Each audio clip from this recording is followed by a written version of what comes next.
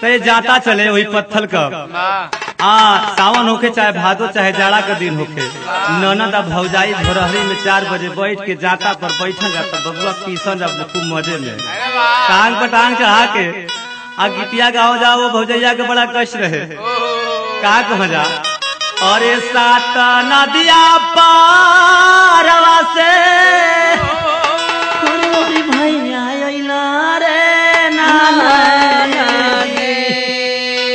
सात नदिया पारवा से मोरी भैया अइला रे नाना दी मोरी भैया अइला रे नाना दी मोरी भैया अइला रे नाना दी। और तबो नाई बाबा विदा कइले सुनाए नाना दी तबो नाई बाबा विदा कइले सुनाए नाना दे तबो नाई बाबा विदा कइले सुनाए नाना दे।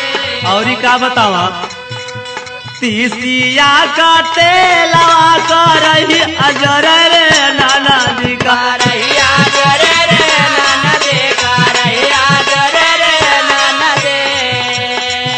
और ओइसी जर दियारा हमार छोटकी रे नाना जी अरे ओइसी जर दियारा हमार छोटकी रे नाना दे ओइसी जर दियारा हमार छोटकी रे नाना दे।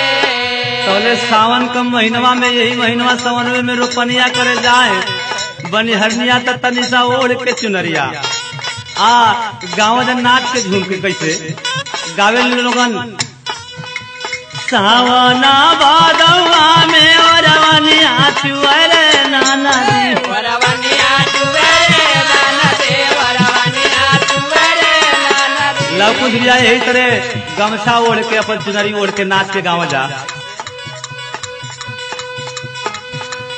सावना भादवा में ओरवनिया चुअरे नाना दी ओरवनिया चुअरे नाना दे ओरवनिया चुअरे नाना दे।